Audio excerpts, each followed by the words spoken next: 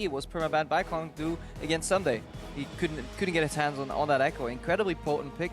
Got it added to the mix there. So for top lane, we're looking at Trundle, Maokai, Poppy, and that Ekko. Very likely that these two players will pick it up as well. But we've got the first bans coming through. There's the Twist of Fate ban, actually something we were looking at that might be a contested pick in this one. I'm actually not sure if it is that likely, because I wonder if these teams have been incorporated in their plays, in their scrims, because they've been on this patch for so long. But if not, neither side really picks it up, or may just be able to ignore it. Of course, being on the red side gives H2K that opportunity to run TF. I know he's got not the most favorable of matchups, Krepo. We were actually discussing that pick just before we came on air. Thresh once again taken away. Thresh was banned quite a lot last week by OG as well when they were playing against UOL, and the Azir removed from the table. So possibility for Ekko still there. Poppy still up there as well. Soaz had a great performance on Poppy last week. We just see the difference between blue side and purple side here. You have the liberty to get some of these niche picks out on blue side. We saw Kasink's Thresh be very, almost useless in the Vitality game, but since Origen still feared against Vander, they had the opportunity to ban it. But on the red side, you're forced to maybe hit some of the stronger power picks. You know, Alistar is still an S tier pick. Mithy came out with his left foot. Sivir is tier 180 carry by far. And then, do you play Z or not? Are you going to play the Rise counter pick game? We'll need to see how that evolves in the series. Yeah, first pick's just going to be the Lucian though. Both of these AD carries, the most played champions Lucian, so secure that one early. Kalista's still up. In fact, pretty much every AD carry is still up apart from that Sivir. Yeah, this is a purple side rotation where you can do a lot of things. I personally like seeing Lissandra come out here. Maybe even just the Ekko too. I think they're just really strong picks. I wonder where the top lane meta's at in this series. We'll need to see how that evolves. If not, conventional Trundle Lissandra will be a good rotation here. Absolutely no fast responses here from H2K. Taking their time. Conventional picks or not? That is the question. And hey, OG are not revealing their cards yet. Ekko, Braum, no real surprises. Maybe the Braum a touch, but with Alistar gone, still a great fallback pick. With Alistar gone and you picking up, yes, it's a tanky pick, but it's not like a rock, this Ekko, you know, it's not a perma frontliner. I think it's fine picking up something that can block some projectiles like the Braum. You do give up your Lissandra priority and we'll need to counter pick it. As for the junglers, they weren't really contested. Nidalee is out, but the likes of Graves are still available. Elise is still on the table. Kindred has seen, or has risen up in the ranks of jungle though. The incredible 1v1 potential and just late game damage output and the influence on teamfights has shown that Kindred has been liked more and more by some of these teams. Yeah, and because this is 6-6 as well, this is not 6-7 where you can still cast your ultimate on allies, so that's still a big deal when it comes to these games. Like Amazing's job on Kindred last week was literally just ulting Zven when he jumped into the enemy team, and that was his role. He did least damage on the team because Zven was doing all of it. Yeah, the engaged Lucian was the best Lucian, as it proved out. Corki locked in for Forgiven. It's actually been one of his most played champions, but it is still technically a flex for Ryu, depending on what else they're going to lock in here. You'd assume the jungler to give the counter pick option to Ryu. Yeah, you assume the jungler, and then which jungler do you want Elise to Kindred? I think Graves is slightly stronger. I think Jankos is also just a good Graves player, and it gives you another tanky element in his fights. Obviously, we all know against these magic-heavy compositions, Moss, Terax is being built on this Graves. So you have two guys that can soak up some damage, and then in that chaos in between, Odoamne can shine on that Ekko top. Really to see how well he has mastered this pick. It is new, but it is showing an incredibly high win rate over in solo queue already. Was on Reddit today, like apparently 57.5% win rate for a champion. It's just a pain to play against. It is so annoying to deal with Ekko. Tanks with Grasp was already annoying. Ekko just makes it even worse. And we also had Corki picked up for the mid lane on Ryu, so no real surprise there. I was going to ask how far down the priority has Poppy dropped because she's been repeatedly nerf battered like over the last couple patches, but it's still a really good top lane pick, and we'll just be locked in here with OG. I think she sits in a tier right below, I think Ekko is tier 1, and then everything below that, like there's a tier right below that where you can put Poppy, Trundle if you're Europe and you're not Korea, where like some pundits and players just agree that QSS just is the demise of Trundle. Over in you, certain top laners say, you know what, QSS not that influential. We need to see obviously who's right. Safe guess, Korea. Yeah. So second question here, Krepo. As a Bard player, when do you pick Bard? Because it seems kind of random in my eyes, because we see a lot of Bards, sometimes it does well, sometimes it does bad, but it just appears randomly. You can pretty much pick him into anything. The only limiting factor I would say is whether you have enough front line. Sometimes your support needs to be the front line. However, with Alistar and Braum off the table, there's not much else you could pick. So if you need to pick a range support and you know how to play him, Bard combined with double TP and like a Kindred to buy you time can give you access to so many creative plays. So now we need to look at what Origen have drafted you. They have the standard double TP composition here. 1-3-1, you put Bard, Lucian and Kindred in the mid lane, and you now have access to even more creative plays with that Magical Journey, with Tempered Fate to buy some time. So this is a super strong comp, not in the generic sense for split pushing and get those towers down on the side lane. No, Lissandra and Poppy want to pressure the side lanes and then collapse in the mid lane, make a pick or start a fight somehow. Going to be exceptionally difficult because it's a Kassadin that's now been locked in for Ryu. There's a lot of dashes and dives here on the side of H2K. We saw Kassadin pulled out last week by Fnatic and it was successful because Vitality didn't punish the weak early game. But H2K have got a slightly more well-rounded comp this time around. Yeah, but at least for H2K they can swap it again. They're doing the exact same thing, 1-3-1. I think Ekko with some ganks can outscale the Poppy here. The Kassadin that does well in the side lane. If he does play the teleport, but it looks like Ryu is going for an aggressive counter pick matchup and see if he can punish the trades on PowerOfEvil. Could be interesting with that Ignite. Interesting. Flash Ignite on that Kassadin. We'll find out if it's going to be another Kassa win or not as H2K are set up on stage. The coaches just about to shake hands and walk off. Nico the Pico shaking hands with one of Europe's most successful coaches, Prolly. Lineups are locked in. Will H2K advance to their first ever European final, or can Origen take down one of Europe's best teams? If I could choose, I would rather play against G2. We're basically the same teams, but they are just better at not making mistakes. Depending on who we play mid, our style changes a lot. I think they're pretty readable. PowerOfEvil is also good at being on side lane, as Pege is, but Pege is not as good at playing mid lane mages. We have Ryu. He's the gem, because he's smart and cute. We love him and he's good. It doesn't surprise me that we face them in the semis.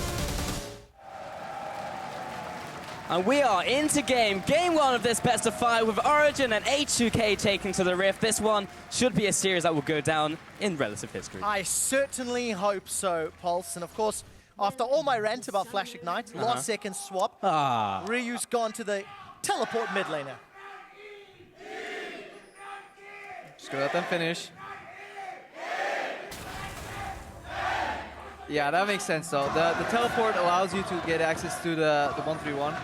And as we hear, the crowd still favors Origen. Send out some feelers online too and just ask the fans. There's a lot of loyal Origen fans here, or even Fnatic ones that expect both Fnatic and Origen to meet in the finals. Again? Again. Yeah. I don't think it'll happen. We'll need to see though. For this game, looking at some of the matchups here, I think H2K will want a lane swap. Braum Corki loses lane to Lucian Bard. And Ekko into Poppy, depends on who gets the jungle influence. Let's find out how the lane shenanigans play out. Odo and Forgiven passing 2 ships in the night as Origen are already in position in lane, so... Yeah, they got revealed here. I think Mithy's going for the Bard stop too. Something I endlessly rant about, so we're not going to go into it. The general detail is that Bard does not get much value from a camp, and giving the XP to your AD carry doesn't give you the value either. So it's best to stop them at Gromp, as well as scout out a potential lane swap. So both teams here find out early that we're in a lane swap, but H2K traditionally have shown complete mastery of that lane swap. Yeah, especially when you take a look at the average gold leads before 10 minutes.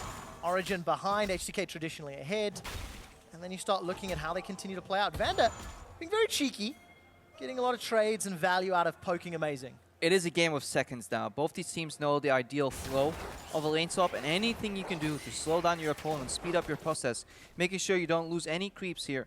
Both lanes seem to be pushing on third wave and grouping up with their top laner to then get access to the tower. We can start comparing some of these lane swap qualities. No AoE really on Braum, as opposed to maybe if you have like Poppy support or anything, Janna with a tornado, anything with or Karma support, that is way better because you want to tank the creeps now. Look where Zven is standing. He's going to tank these creeps, and hopefully your trio has as much AoE as possible. Poppy Q, Lucian Q, Bard AoE, to then get those creeps down very easily.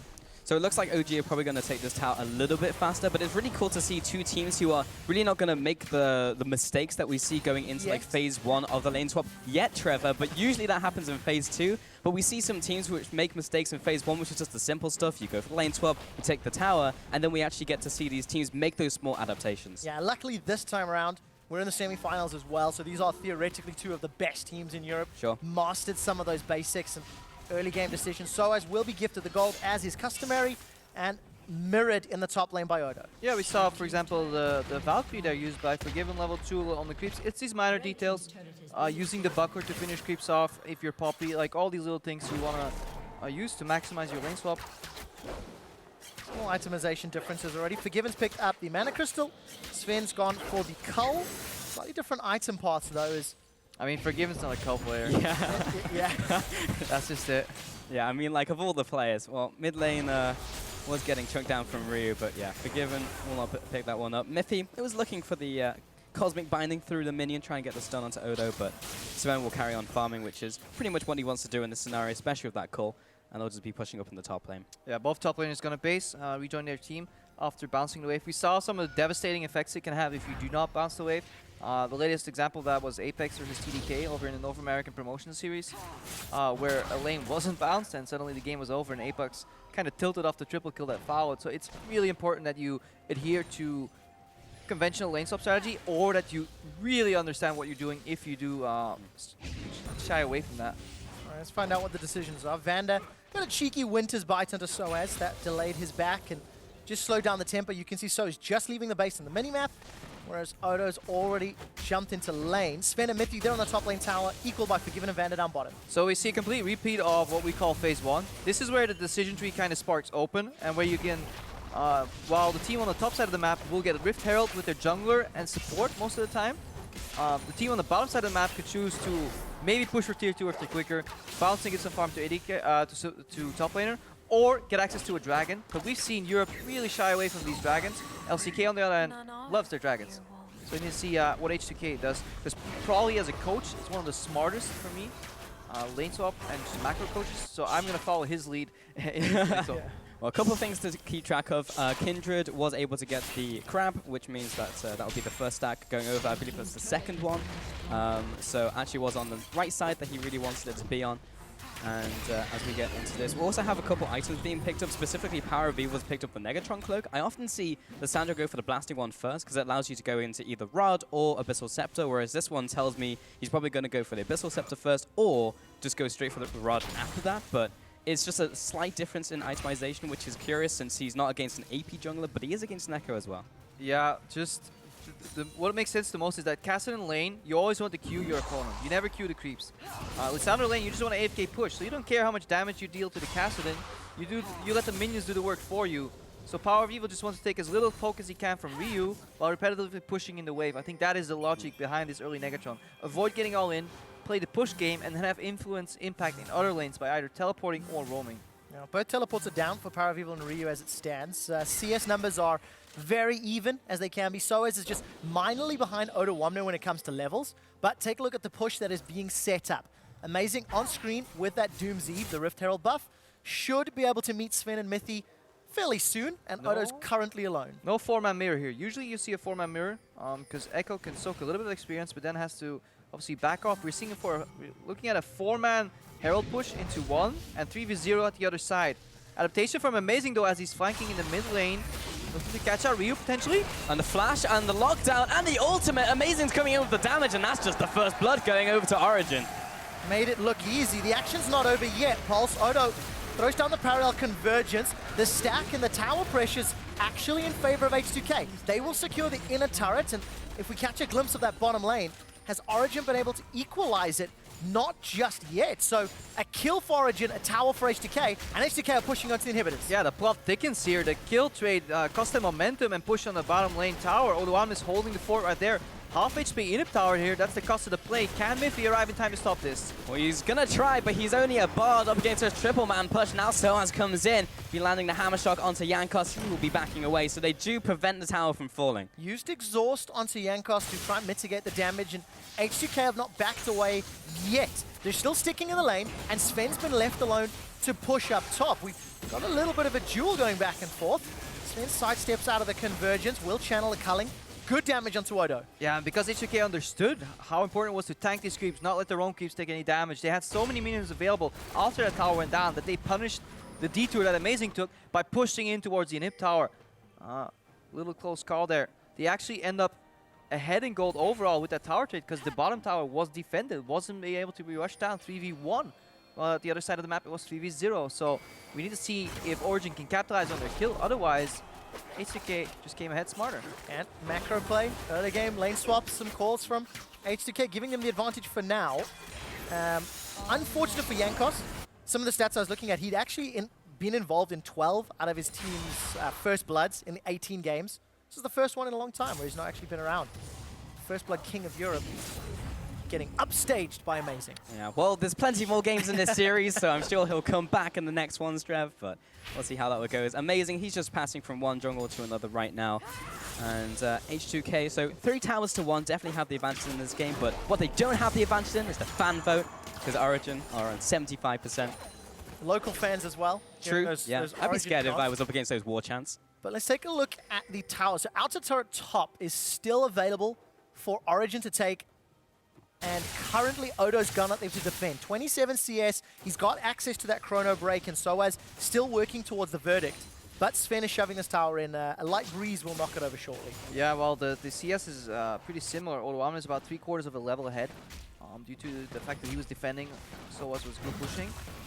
So Soaz looking to soak up some experience here, though, because Jankos is not in time here to punish him.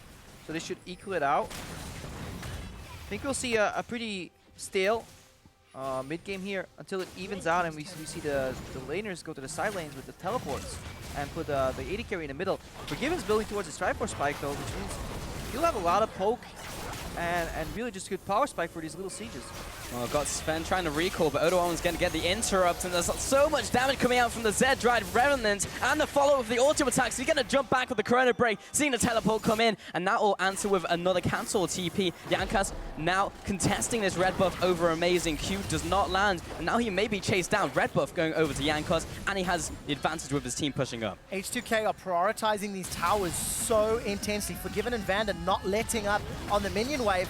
And Soaz fires the verdict just to defend or thwart any further push. H2K even out the gold, even though Origen got their top outer turrets. Is it worth in that situation to actually use the Keeper's Verdict rather than just let it time out and then have the cooldown for later? I mean, you could let it time out. Soaz just really wants to make sure that he can base. Yeah. Because in his head, he needs to get to that empty lane as soon as he can. Because one thing Origen did wrong or chose to do and were punished for was setting Soaz behind in lane sub scenarios. When there was big waves coming, very often Zven was given these waves, and then Soaz fell behind and he had no impact, and then obviously everybody and their mother was calling him a really bad player, but it was all due to resource distribution from Origen. At least I like that they're fixing it right now and making sure that he stays even with Odoamne on that Ekko. And the game is as even as it's going to be.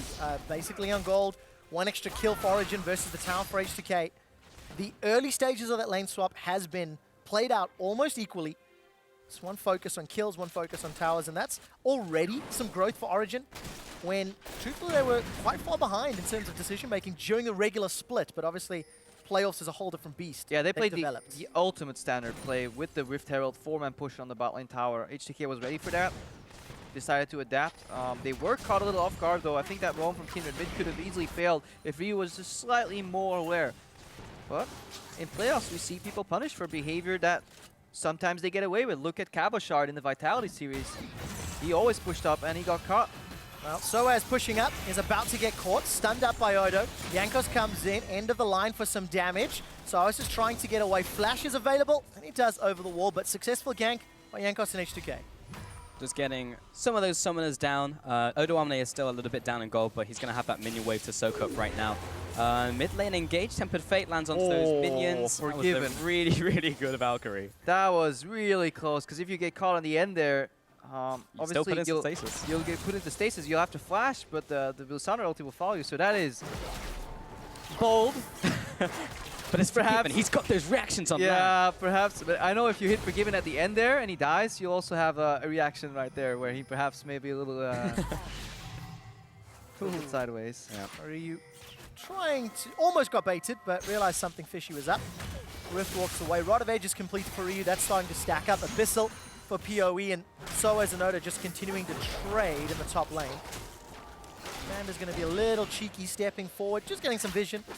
Yeah, both these teams are understanding their compositions, though. 1-3-1, but the problem here is now we're starting to see why H2K locked in this Kassadin, because the longer the lanes get And the later you get into the game, Kassadin versus a mage that he gets counterpicked into will have the advantage. And here we see also why Ekko slowly hitting that tier 1 status becomes annoying on longer lanes, has insane chase potential. So H2K in this 1v1 setup seem to have the edge. When it comes to just punishing a team fight, however, or a flank TP, that's where Origen have more raw CC that they bring to the table, and that's where they can punish H2K. And let's see how accurately they pull that trigger once the game continues to play out. Some interesting itemization, which we'll touch on in a moment, because Odo's being ganked. He's got that Sheen, Bomby Cinder, and the Dark Seal. Amazing's coming in to put some pressure down. Flash is available for Odo. We'll find the shield from the Chrono Break. No stun. Amazing's going to carry on chasing. Amazing's dealing a lot of damage here. This might just be the kill, though. Amazing hops over the wall, tags the Gromp in for some assistance, and just ran him down. No summoners blown on the side of Origen.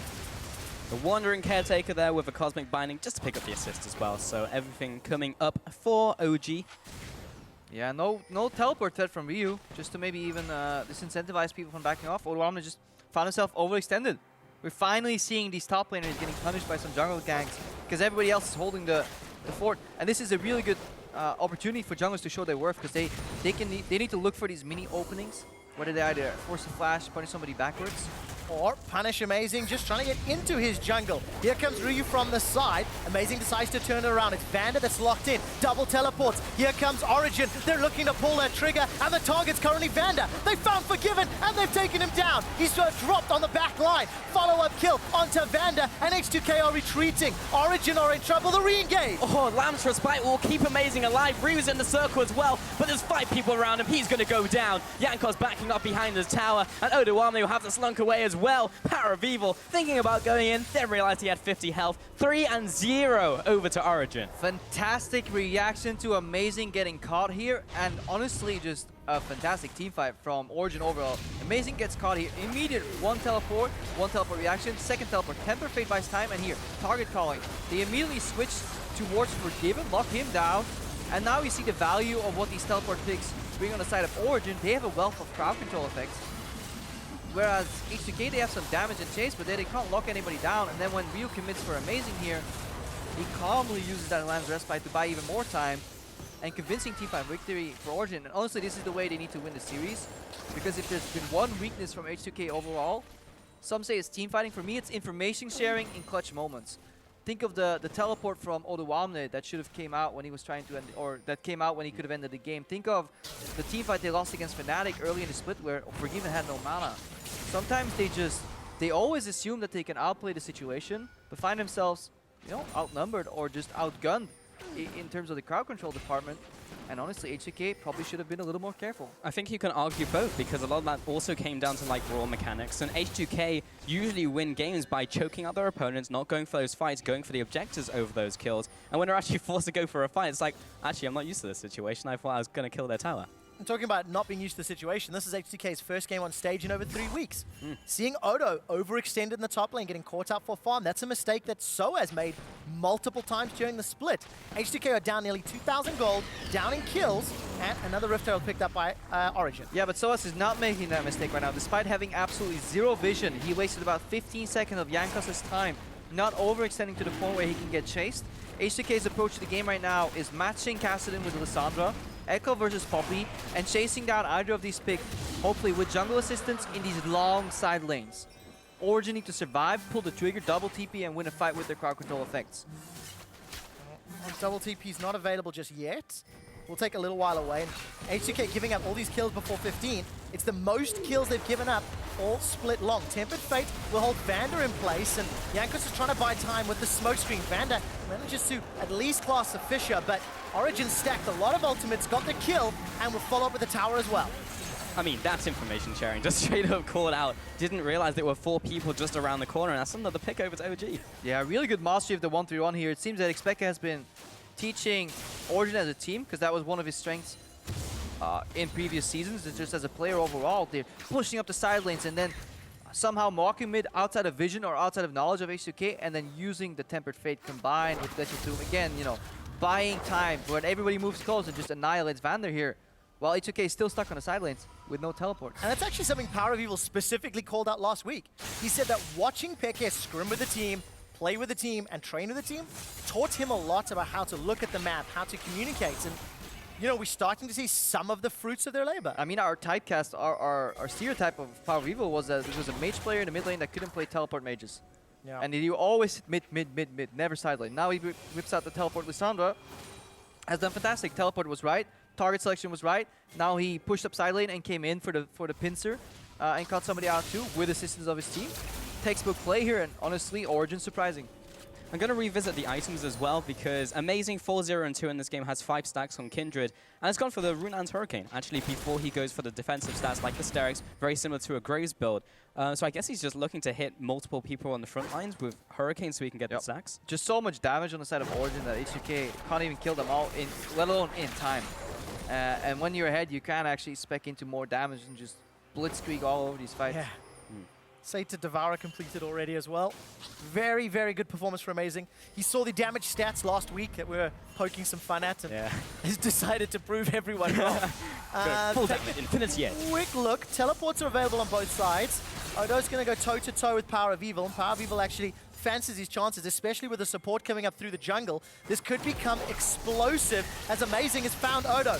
A chrono break away from Odoamne, but he's caught! He's a lot of ultimates down. Odoamne gets the short end of that stick. Ryu will be backing away, flash away from the Tempered Fate. Soaz now comes into the fight as well. Ward over the wall, another fast kill to OG. H2K is setting up the play, but Origen is the team reacting faster nonetheless here.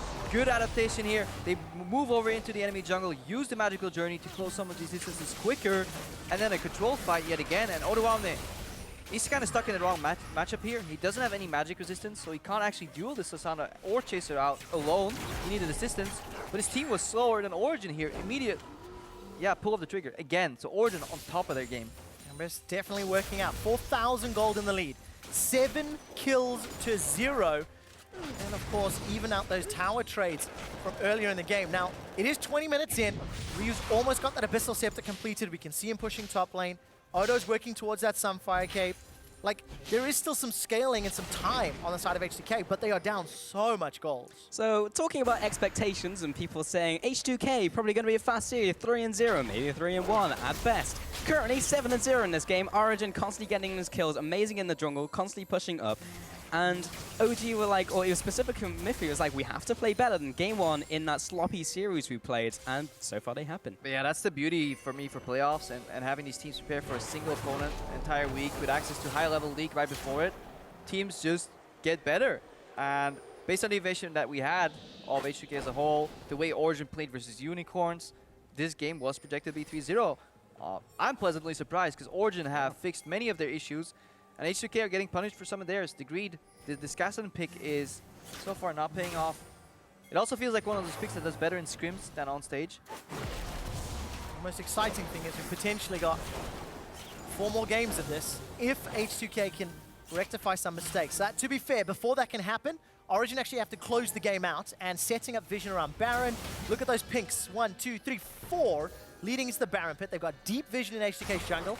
I think the Purple Worm is going to be a bait or a target on the side of Origen. Yeah, obviously, Baron control is next on the agenda of any team that's ahead at this point in the game. Looking at the blue trinkets though, 1 blue trinket only available for H2K. Perfect vision control here from Origen. And not only, usually baiting a Baron if you're blue side is kind of hard because you can't punish with the wall in between. Magical Journey and Tempered Fate make that so much easier. It is much more perilous for H2K to face check here. Ice Cloud could come out, teleport behind you, Tempered Fate, Magical Journey on a weird wall. So many options here for Origen. They should be able to close out the bait in the next 2 to 3 minutes. I mean, take a look at the vision control over the area as well. OG just went around the area, sweeped it. Now H2K needs to start walking up with 1 member, 2 members into the dark basically. And now Jankos is going up there trying to get some vision. But now he's already used his sweepers, so he's going to see some of these pink wards, but he's Graves, so this is going to be painfully slow to kill. It certainly is. Origen didn't really stick around to defend their vision, so all of that pressure from earlier just slowed it down a touch. Yeah, but they're refilling their sight zone at least, where Vander has to use his kind of check into his own jungle. By the time he gets to the pit, it's a lower amount of wards. Mithy now has a full one that he can supplement his vision with again. Yeah, Origen need to keep buying pink wards though, because they just lost 3 of their pink wards on the setup. Yeah. Gotta shop, gotta spend that gold. The edge will be the next agenda, I assume, for Zven. He's got the static shift, got Essence Reaver. Hourglass has been worked on for PowerOfEvil, and Ryu completed that Abyss a little while ago. So the arms race is continuing to grow, continuing to scale. And Origen, they're still in control. They will pick up their first dragon of the game extremely easily, yeah. Eventually. He knew he was going to die. Cool, the guys don't look at dragons when they're burning out from red buff. They do lose complete control over Baron though, so H2K successfully bought some time here. It's their prerogative to keep pushing these side lanes right now. Keep the pressure on Origen. Don't allow them to get full control of Fog of War. So you have to face sick here. Switch to more blue trinkets. Odoamne switch his one out. Second blue trinket available. So H2K now have to show us how good they are for playing from behind. We've seen them close out games, sometimes efficiently, sometimes throwing themselves at Baron. Yeah. Something else I'd like to keep track of as the series goes on, just because Amazing has had 100% kill participation in this game, and Analysts was saying how Jankos, good chance he'll just straight up outmatch Amazing, and this one, 0-0-0. Has not touched any fight, and has just been farming, trying to counter gang, trying to make things happen, clearing out vision, and Amazing has been so aggressive on the map. I mean, two of the most changed players here. As we see Ryu come in for some poke. Oh, a lot of damage traded back and forth. Amazing's going to heal up from the kits, and H2K back away. Yeah, two of the most changed players, PowerOfEvil and Amazing, are also playing incredible power picks though in the current meta. Lissandra, TP, and Kindred have been phenomenal for a lot of teams across the board. Let's see how this picks adapt here. Mithy though. Oh, magical journey through the flash. You thought it was a fail flash, but it's not with Bard. He's always going to get out. Also had the exhaust and the ultimate available, so he still has that if a fight opens out. Kind of annoying that he burnt the flash though. Origen though, walking up as a support, blind into the jungle when your AD carries in the base. This is the type of things that we were criticizing them for. H2K aggressively punishing that whenever they can. Defend your jungle at all costs. That's their goal right now. That's the plan. Jankos again. He's been spotted though. Sweepers now reveal images, so you can check who's in that brush. Amazing immediately backs away. Who's that champion? It's super effective. Surprise! There's shotgun in your face. Yeah, I was like, what? Why? Jankos gonna try fancy a fight the longer this game goes. 5 minutes now where Origen have maintained their gold lead but been unable to pressure further, revisiting the vision game in and around Baron buff, and H2K gonna have to play defensive. That champion was Jankos, and he wanted to peek at you. It's actually a forgiven from above. Amazing's gonna back away from the jungle. Still a little deeper, but got a lot of support coming in from behind. Amazing just going toe-to-toe with Odo. And that's scary. That's rough. That changes a lot of dynamics here. When your jungler can go become a side lane bully, it just gives you more options here. Mithy, remember, he can make that tower invulnerable, not all attacks. Sets up very well for dives. And trying to get this flank off from PowerOfEvil throughout the E real quick, but Odoamne, he's always exclusively been itemizing armor in this game, and he still got bodied by Amazing. Yeah, he really did. Take a look at the bottom lane. Ryu's going to pressure as far as he can. Has the teleport available. Origen are not letting up. They're set up on the inner top lane turret. Jankos gets chunked out, but no Zven. He's pushing out middle. Origen trying to apply pressure on multiple lanes. They may get some damage in a turret. Slightly slow response here from H2K. Well, someone's got to do something about Ryu at some point, but OG are just pushing 4 people down the mid lane. Okay, now Soaz goes back, but Ryu just takes the bottom tower. Now he can go back, or he can carry on pushing and do what he wants. Origen have failed to pull the trigger. They could have went to Baron to force at least some teleports and then reset the situation, build it all up again, and then get a teleport advantage. But right now they're trading towers. They're not even trading towers because Odoamne is doing a fantastic job with some zoning parallel convergences to really get people away here. Amazing will finish it in the end. But in the end, it's about 3 minutes wasted. Towers traded evenly. Honestly, H2K in the last 3 to 4 minutes are pulling back ahead. They haven't changed the game state in terms of next couple minutes as well, because they really need to burn that Ryu teleport, because now he just goes back bot lane with Soaz and chases him down in the long lane where he basically wins that matchup. We could see Origen simply start the Baron and tell H2K call the bluff. Come at us. PowerOfEvil though. Well, PowerOfEvil may get caught out. Has the ability to self-cast. No Hourglass yet. Will lock down Ryu. Sven's looking to get a kill. Rift walks away. Lose some ultimates, but PowerOfEvil survives with his life. And, you know, it's been 10, 12 minutes since the last double TP aggressive play. H2K have not made a mistake, but Origen are starting to wobble, starting to give opportunities to H2K. Yeah, all the gears kind of have to turn in unison to really get that play going. Baron baiting, especially with the introduction of Blue Trinkets, is a multi-step process where if you fail at any of the steps, you go back all the way to square one. And that's what's happening here. Every time Mithy, PowerOfEvil, somebody steps in the jungle, there is side lane pressure ignored. Kassadin in the bot lane. Every time that happens, Origen extend the game. Mithy trying to clear out some of these wards, but 3 people are going to push him away from H2K. And now the Scuttler is up. Probably someone will secure that very soon. And Baron is still the contested objective on the map, and both teams are just like pushing back and pushing forth. Like the ebb and flow right now over Baron is just kind of causing this stalemate. But at some point, something will break. Yeah, and that's either going to be Origen forcing H2K's hand, or alternatively being punished for trying to make that play. Hourglass picked up for PowerOfEvil, has finally completed it. Ryu still farming his way up. Big items completed for Forgiven as well. 310 CS, Trinity Force, Eye-Edge, what a Zeal. Looks like Zven is working his way towards the Bloodthirster. Looks like it. Looking at late game though, some of these power dynamics change in the sense that Ryu will get access to start one-shotting some of these carries. And when he doesn't, there's obviously super tanky Jankos available that now can soak up more damage, so these kind of crowd control lockdowns will no longer result in one-shots. QSS out of Lissandra, Frozen Tomb. Ryu suddenly is too tanky. Odoamne can soak more damage and use parallel conversions to really buy more time. Suddenly, teamfights get a lot more tricky. And I want to find out how Amazing plays those team fights, because at this point in the game, he's actually dealt around 33% of his team's damage. We've hit this a few times already. Last week it was 4%, but he didn't need to deal damage. Yeah. Now Amazing cannot afford to be out of position because of just how farmed and how fed he is on this Kindred. Still 100% kill participation. I mean, it's role change, right? Like, Zven in this game, 0-0-5, like, he's got a lot of gold, but he's not in the same way that Amazing has been the carrier of this game. Now Baron has been started off, and you can see how much damage percent damage is just doing from Amazing and Soaz by themselves. This has been watered, though, so there's a good chance that H2K will try and contest. OG will back away. And the teleports are coming in. PowerOfEvil's going to arrive on the side lane. Jankos and Odo somewhat split. One-shot golden by the Tempered Fate. Amazing's in trouble. The Lamb's Respite comes down. Nobody's died just yet. Ryu, he comes in. He's looking to clean up, and Odoamne will get the first. A Kretner back to his team. And now Soaz is under attack. He will be chased down. Ryu, Vander, and Jankos have some great pushing potential, or chasing potential, rather. So good luck to Soaz. He'll need it because the Poppy Cops has already been used. But now he's actually getting back to PowerOfEvil and Zven, but not soon enough. He'll go down. 2 kills in favor of H2K, and the Baron is open, but they are very, very low. Origen tried to make the Baron play work, and it did not happen.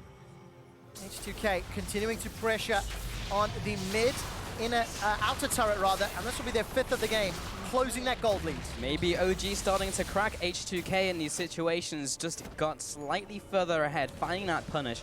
The 2-0, and it looked so good for OG as well in that fight, because PowerOfEvil, he managed to get the ultimate off himself. They managed to get the Lamb's Respite, but Kassadin. Yeah, Kassadin, and there's Ryu being caught by the Tempered Fate as he hops over the wall. Fantastic reaction here from PowerOfEvil. Just coming in here, but being stopped immediately, thwarted by H2K. If he dies there immediately before he self-casted ulti, he's very close. This fight is a complete slaughter on the side of H2K. This is Soaz dying here. Yeah. It'll take some time. Eventually. Yeah. I mean, decent amount of damage once, Claw comes out, some shots, but yeah. H2K had very clearly won that fight. Yeah, it's actually really annoying to chase a Poppy because she throws down the hammer shock, and because it stays, you get slowed and you take damage in the long chase, so sometimes that can be bad, but in this situation, this could be bad for Ryu. And it really is. Locked down with the tomb, but managed to put enough distance that he's not in trouble. A teleport from Odoamne. This means PowerOfEvil could be the target.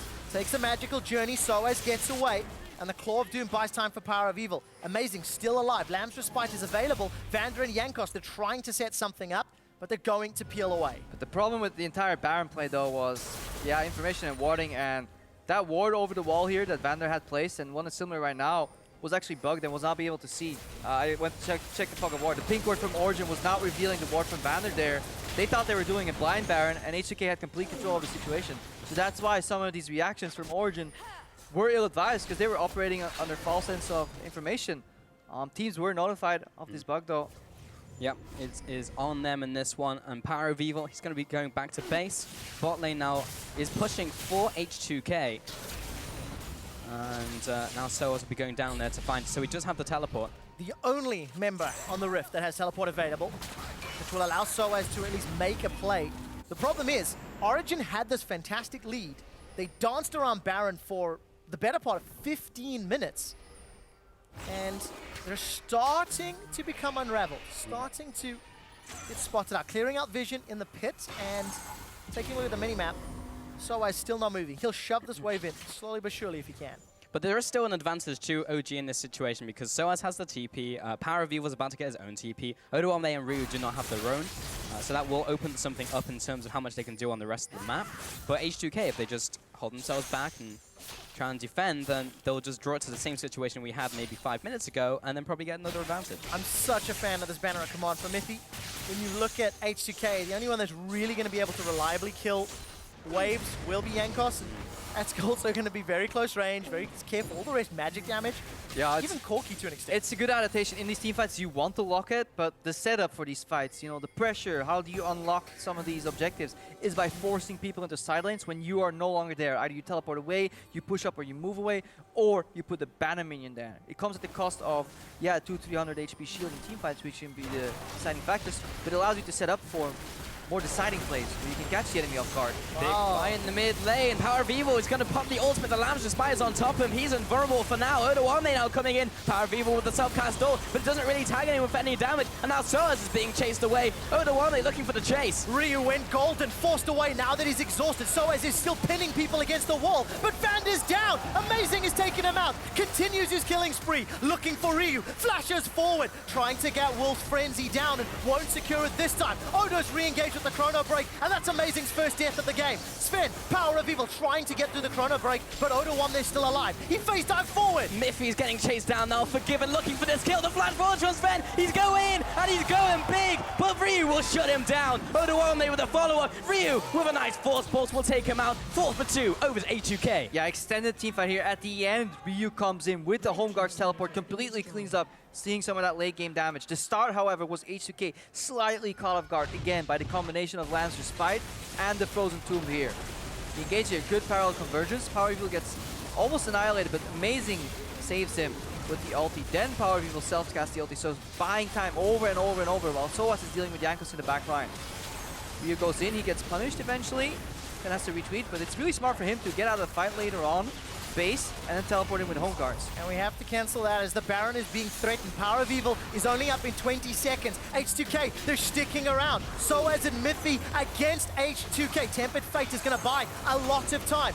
15 seconds before PoE is up, but the Baron should be secured by H2K, and it is safely, all hopping over the wall. Taxi for Stand behind me, and H2K, they regain control. Yeah, it was impossible for Origen to even contest that Baron or stop it. Soaz on his own doesn't have enough damage, and a good Braum shield can just destroy the projectiles from Bard. So, in essence, it was kind of a waste for Origen. Really hard for them to have the overview overall, though, but I think what we need to look at is how did we get to this position? Origen were 4,000, 5,000 gold ahead, but they couldn't pull the trigger due to some really good defensive movements from H2K. Push spot lane, push top lane, challenge vision in your own jungle. Don't allow to be choked out the same way H2K likes to choke out their own victims. And they held down, and now late game, we see the power of this Kassadin and the power of this Ekko in long sustained fights with repetitive engages. Yeah, you can see the damage from that very extended team fight, how Forgiven was able to put a lot down. Ryu with the re-engage, 1,000 more than PoE. Even Odo soaking up, but just the amount of time he bought with that chrono break gave H2K all the tools they needed to close that gold lead. And with Baron stats, they're now arguably ahead in terms of actionable combat stats. Yeah, surprisingly large impact. Honestly, would have to see the fight again with a focus on Forgiven to see how exactly he racked up so much damage. Obviously, he's a master of positioning well in fights with Corki. He also has access to a champion that can poke reliably, safely, and then choose to go in, maybe to go for a target. He has 4 damage items right now. He's hitting pretty nasty spikes.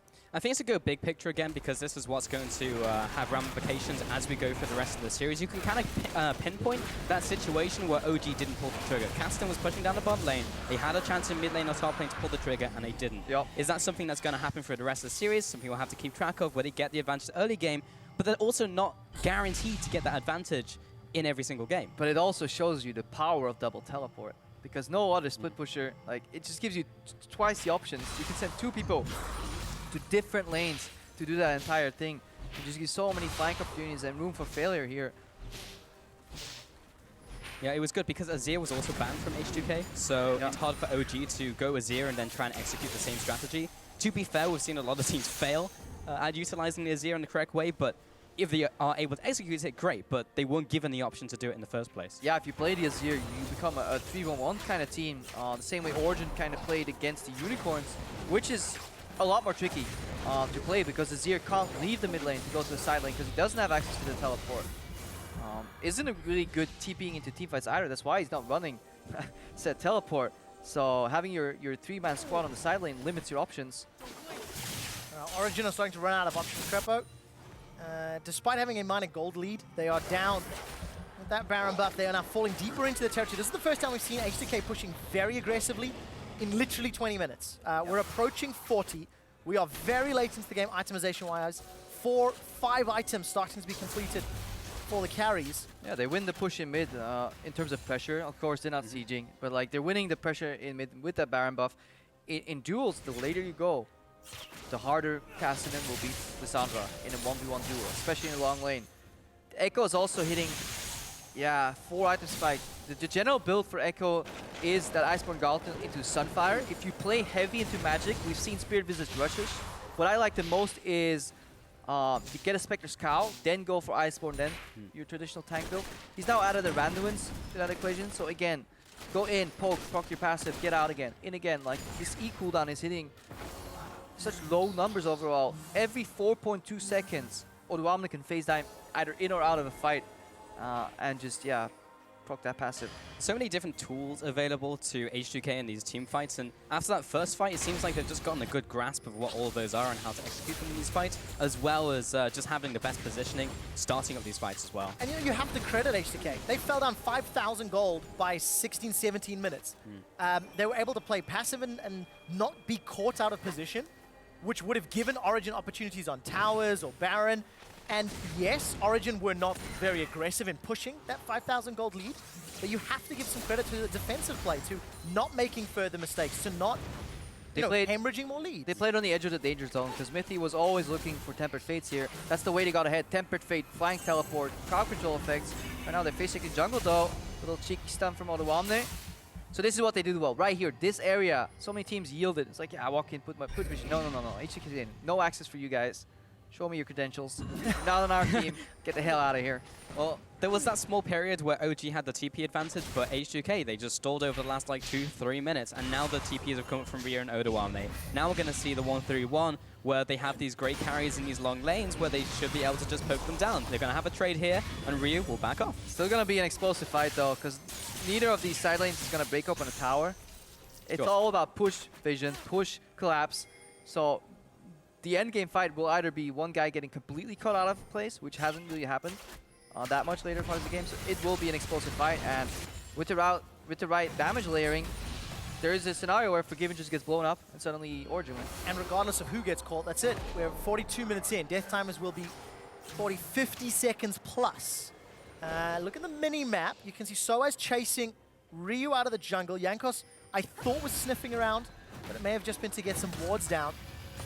Continuing to scale up. Quite a damage build here from Jankos. Not going, hyper tanky, but you get a lot of that hidden tankiness from Phantom Dancer.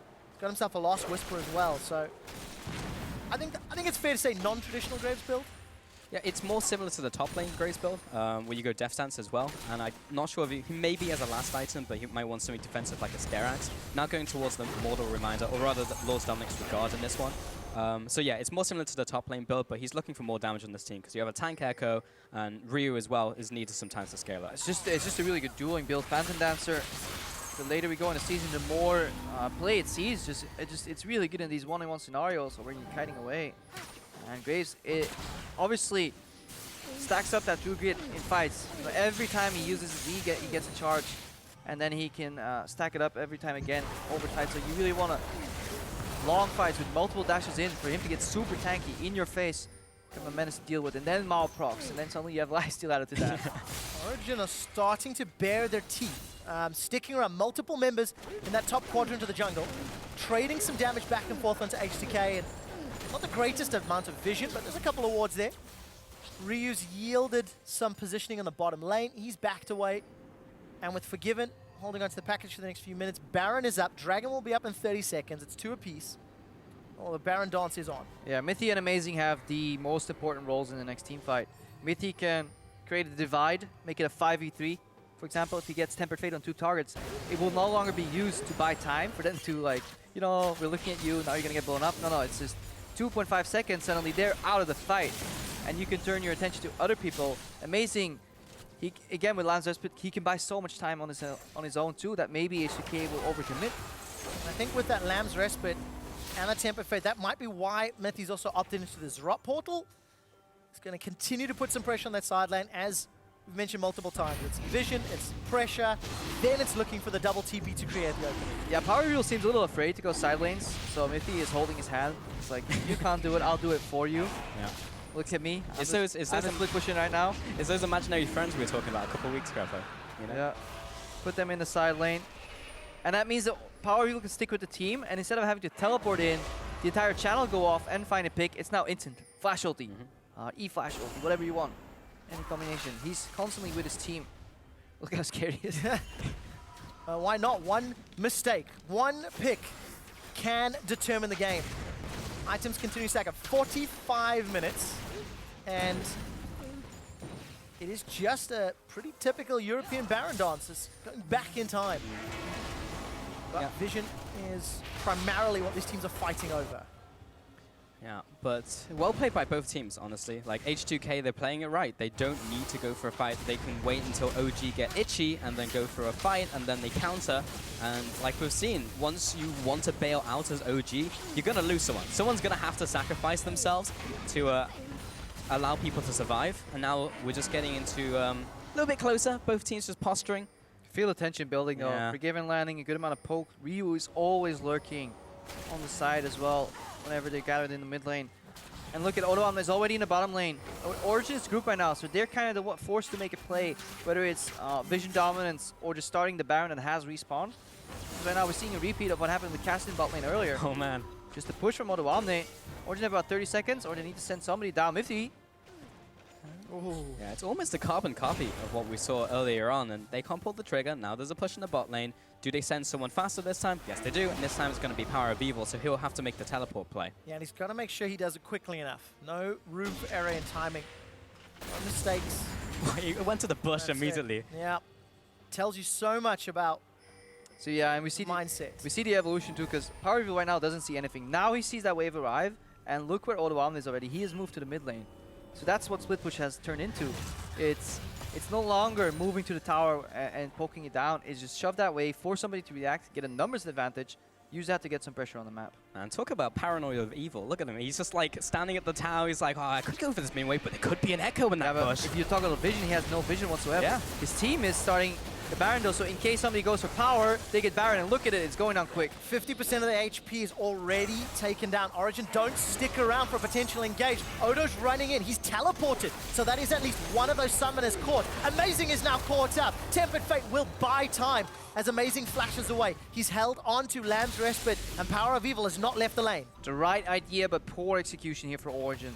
So they operate under the assumption that if PowerOfEvil gets ganged up on 2v1, they rush Baron down. Good. It buys him time and gives him access to clear the wave. But then they split up when they run away from the Baron, and Amazing finds himself caught out just a little bit. He's forced to use Summoners and Tempered Fate. Overall, though, they have a teleport advantage now. The problem with double TP match is that you need to do this twice. So you then end up one teleport ahead, then you need to set up another play within those 5 minutes, and then you can you can win the advantage. I'll be honest though, there's a lot of clenching going on. It's just like, if someone drops so low that they die, then the game just ends. But they managed to do it just in time, so they did get the get Odoamne's TP, and now they go for Baron again, so they have to either get that other TP or a fight just opens up. Ryu has started the teleport. PowerOfEvil's waiting in the river. Hammer's Keeper's verdict. Rift walked away. Baron's been stopped, and Jankos will get some vision from the scuttler. Amazing stole it. Left alone over on the side lane, so that's going to be useful for Amazing if they can sneak back into the jungle. Honestly, it's really important right now. That Scuttle vision, yes, you can do Baron over the wall, but you find yourself trapped like kind of sardines here. Odoamne used the E, so he has to ulti out. Pretty big cooldown. H2K, no teleports, no chrono break. Origen still have access to both. 42 seconds right now. Yeah, on that. Go Origen, go! I think it's more important that TikTok Ryu says the clock. Yeah. I think it's more important that Ryu teleported in and Origen were able to successfully disengage. I completely agree. Double teleport advantage, but Origen have had a 5,000 gold advantage too, and they failed to pull the trigger. What can they do right now, knowing that they have double TP up? There's no flash in Amazing though. Oof. Yeah, a lot of people just kind of dropping low from OG, almost getting caught but then getting out. But they've also had a situation where they've had the double TP advantage and not being able to pressure it. Now they're going back to it once again. They have PowerOfEvil in the bot lane, and they're going to try and make it happen. Yeah, the second Ryu shows, we will see an instant engage. So right now, H2K is actually looking to force a fight, to get PowerOfEvil to join, instead of waiting for him to push. Package is available too for Forgiven. That could be the mini teleport, or just a fight forcer. Fight Forcer, engage is what H2K will be looking for. 550 CS in 49 minutes for Forgiven. The last kill was secured 14 minutes ago. And one more kill could end this game. We're approaching 50 minutes. Yeah. And these teams, nobody wants to make a mistake. Like Mithy moving to the bottom lane, build your own split push. And we build it. Yes, we can. Well, he got it, and now it's pushing. So good job. A lot of the defensive abilities as well on such low cooldowns, like Soaz, he charges up the ultimate, and then he doesn't cast it. Low cooldown. Odoamne, 42 seconds on Chrono Break, like he had to use it earlier. It's already back up. Yeah, when your ultimates have a shorter cooldown than your death timer, that's when you know you've hit late game. Yep. Beyond a shadow of a doubt. Odos doesn't have a lot of wiggle room when it comes to itemization. Thornmail completed. So it's going to make Zven and Amazing's life just have a little have more fun right now. difficult. If you're Zven right now and you see Odoamne coming from behind you somewhere and you don't know where the power conversion is going to drop, enjoy your gameplay. It is so annoying to be AD carry into Ekko right now. All right, build your own split push, doing work down bottom. That's 2 cannon minions, one of them buffed up by the banner of command. And the other cannon minion generally for Origen is in the top lane right now. Soaz, looking to split push. Look at that, picture in picture. That is that's meta right there. Can we name him? Oh no, he's got to be Baroned up, right? Before we name him. Yeah. Listen, Okay. don't step on toes. Yeah, Krepo is the only one Yeah, that can yeah, name yeah. those guys. Really? Oh, Yep, okay. yep. So I have left, man. Mithy gets That was dirty. It's not over yet. Amazing gets forced away. Soaz is sticking around on the top lane. Remember, no teleports for H2K. Odos has just become available. Ryu out of mana, low mana, so no more ultimates available. He's gonna base. The teleport is shy. Yeah, but look at the bottom lane as well. Both of the cannon minions are pushing. You've got Soaz on the top lane. He's going to be taking this one down. Bottom lane is going to be taken out as well if no one deals with it. The towers are secured. Ryu's got half his mana bond. Should be able to chase Soaz down. Riftwall comes out. Soaz gets away. Parallel conversion. It's not enough. Soaz survives. Look at the bottom lane. PowerOfEvil shoves the tower in. Major mistake from me. You never use your Q on a target with teleport because it interrupts channels. It no longer silences, but you can stop the teleport. Creative use there from Soaz. He would have gotten chased down there, so that's a very smart play by Soaz. 2 teleports used from Origen. Yes, they've opened access to the inhibitors, but now H2K have the teleport advantage for the next few minutes. Yeah, but they're looking to not even use that. They're going for an early Baron here. H2K, this is how they've thrown games before, not having patience when it comes to this Baron play, because no, they can't even use their teleports here. They're going for a rush. Big team fight coming. 51 minutes. It all comes down to this, maybe. Soaz, he knocks 2 people out. It's going to be everyone versus 2 people. Got it! Oh, Amazing takes down the Baron, and now Odoamne, he jumps back with the ultimate, PowerOfEvil in his own. The Baron's not enough. Ryu is caught.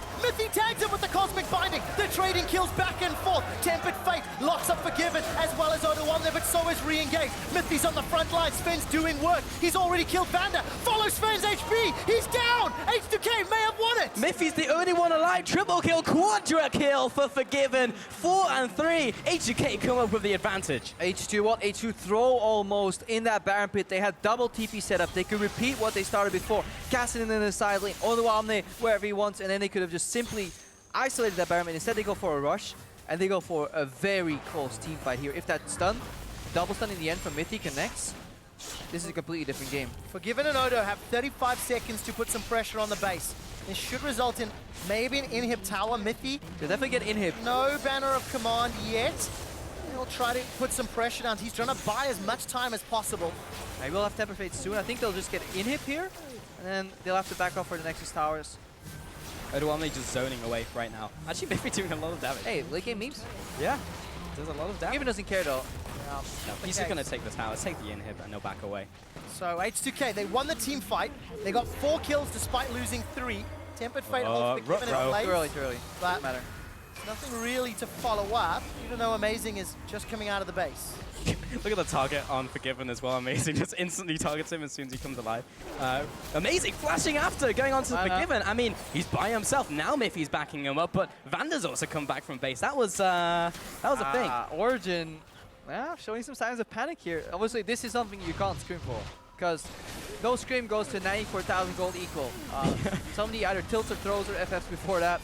Here we going. Good opening from Soaz. Knocks 2 people out here. The steal on the Baron. Let's watch this fight. Jankos goes down in the back. Soaz doing great work. Keep your eyes on Zven. Cosmic Binding here. It poks on Ryu, then Ryu jumps, then he connects with the wall. That's why Ryu gets stunned here. And does Zven go in too deep here? Jankos super low. Mithy's looking for the angle on the double stun, but doesn't quite get it because Braum at least soaks up 1. And we have another fight. We have to jump back. Odo's chrono break defensively. H2K under some pressure as Origen were pushing forward. Ryu's teleported in behind the retreating members of Origen. I think they may be able to get away. They're stacked very tightly as a 5-man unit. And H2K don't chase further. 100,000 gold has just been passed by Origen, and they are the ones not in control. My word, at that team damage. Look at that Zeke's from Mithy. Usually you don't see Zeke's anymore because AD carries run either 70 or 80% crit builds. But when you have an AD carry jungle that doesn't incorporate that much crit in his build, you can give a lot of that to Amazing right now. So he's doing even more damage here. Here comes the push down the mid lane. OG just trying to get a bit of damage. Ooh, Zven, he just want to go too far forwards. He maybe gets punished for it. He just wanted to hit the tower, but now Forgiven will pick up that first kill. Ryu gets the second onto PowerOfEvil. Amazing split it from the squad. What's he going to do? Jump into the base, buy some time. That's going to be a third kill going over to H2K. That was disastrous from OG. Another kill onto Mithy, and it all ends like that. That's depressing. A desperate play from Origen in the 53rd minute. Soaz will have a very, very long run for his life. Run! We will keep an eye on this as in the middle lane, H2K are pushing forward. Yeah, Soaz at this point, he's in a game where you want to die or buy enough time so your KDA doesn't get lowered before the Nexus blows or your team forfeits. But right now, H2K looking to close. And honestly, tenacious defense in the mid game, but they end up getting 1 Nexus tower down.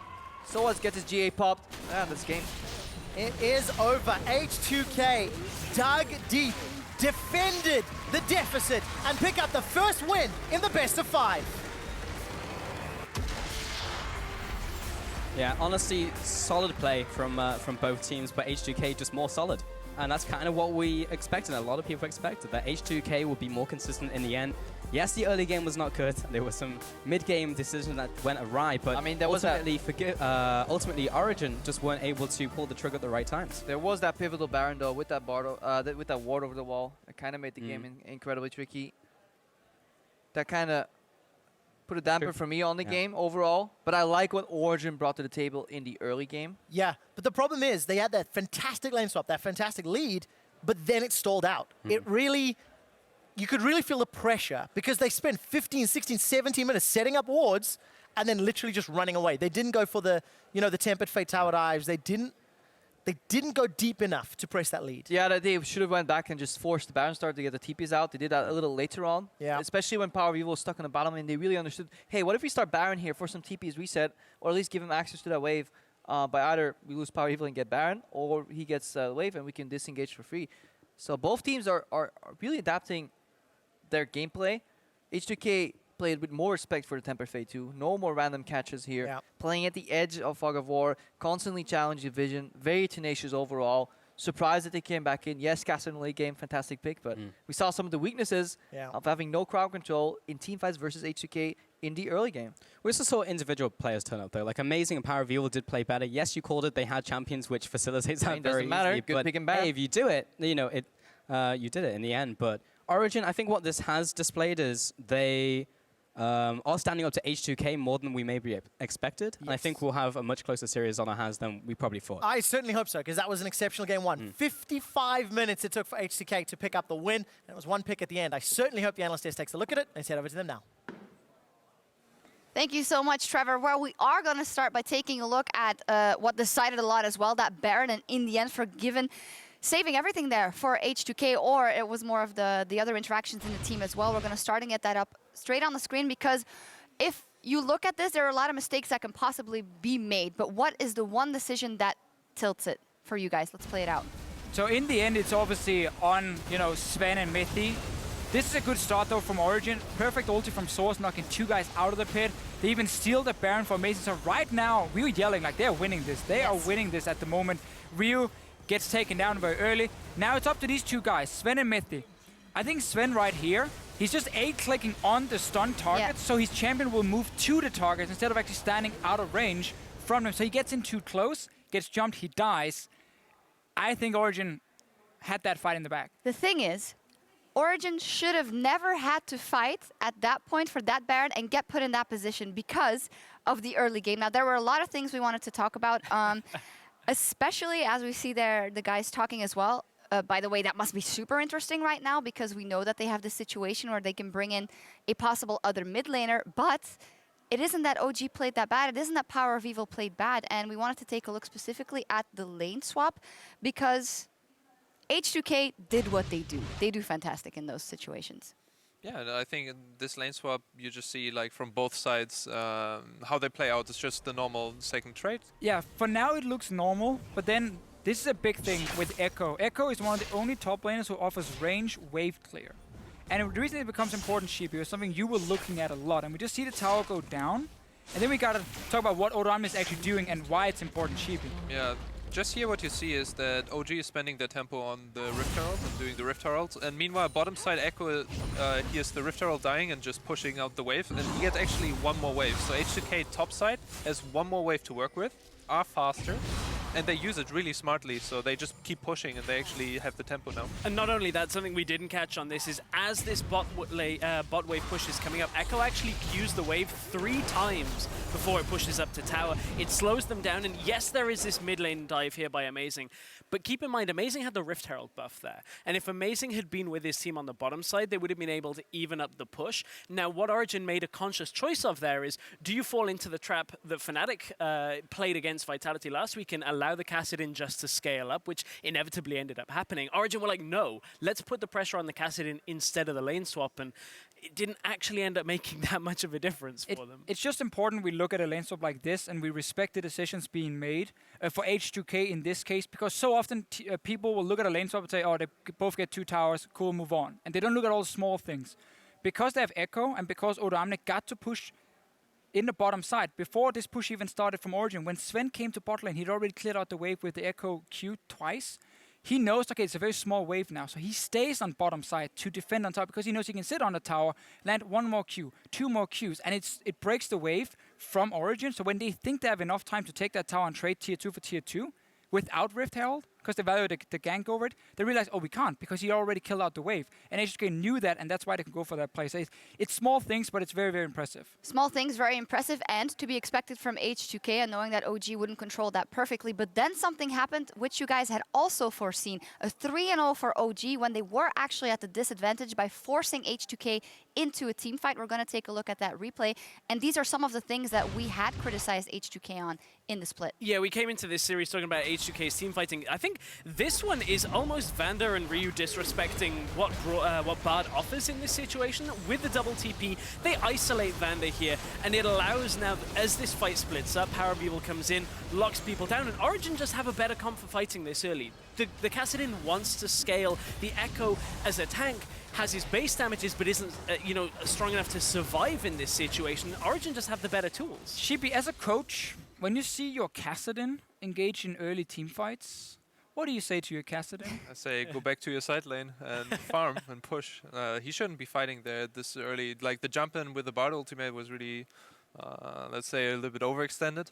But honestly, like I think that from both sides we just saw not the most immaculate games. I think that OG could have pushed their early game advantage. Maybe when they kill mid lane, rotate there as well, get a turret. I think that H2K try to put fights when they want to scale up, and then in the end, the game ended in a way it shouldn't be. Like it should have either way ended from the early game being snowballed by OG winning, or H2K by split pushing and the Kassadin being so strong, and in the end it just ends up with the Lucian. And I think that's also what Paul said in the game, where that's kind of like a bitter tone, a little bit frustrating to end like this. But overall, I think it's really great that we have such a long series, so now you can actually learn from those. Yeah, H2K also has, out of the top 4 teams, the longest average game time. They know what to do in moments like this, although we have seen them giving it away as well. But if we look back at what we had expected from OG, and if we're looking at growth, when they started to slow down, when they had that advantage, we could all feel it was about to go wrong. Yeah, 100%. I mean, first of all, when there's a Kassadin in the game, you always follow the Kassadin levels. Get him to 16, rank 3 ulti, and he becomes an absolute monster. Ekko as well he's broken. Yeah. Like, he is insanely strong right now. So we knew the late game was in favor of H2K. But I was surprised, as you said, Sheepy, to see Origen struggle to push the advantage when I actually felt like with this double TP composition, they had so many ways of doing it.